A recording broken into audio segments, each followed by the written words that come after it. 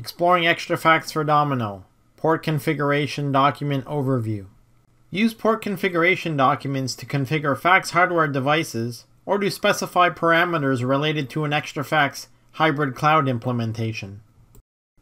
At the port configuration view level, easily determine which ports are switched on, their mode setting, and the current port status. Let's review the most important aspects of the port configuration document, starting with the General tab. ExtraFax will by default attempt to detect an installed fax device and automatically create a port configuration document. If automatic detection was not possible, simply specify the class. Popular options include Brooktrout TR1034 fax board models or the SR140 fax over IP module. In this example, EtherFax is selected so that the ExtraFax implementation is configured in a hybrid cloud model. When using a Brooktrout TR1034 or SR140 fax device, be sure to specify the mode for the port. Options include 1. Send only, that will process outbound faxes only. Option 2. Receive only, only inbound faxes will be processed on that port.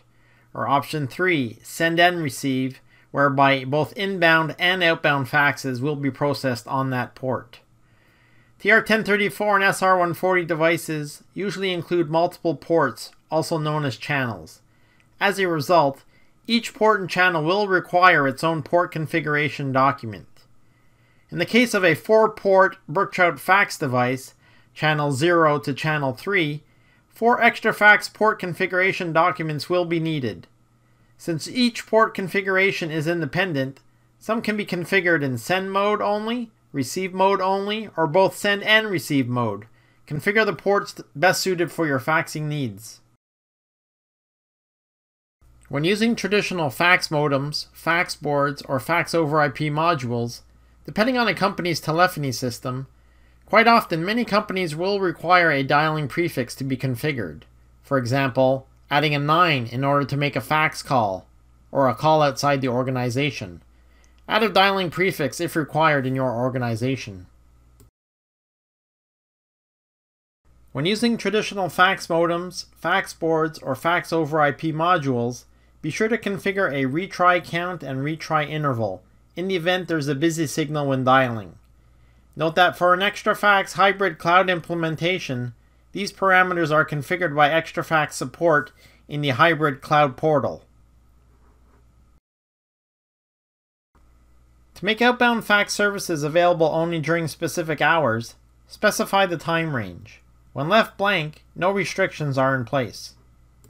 On the Fax tab, specify the CSID value for this particular port.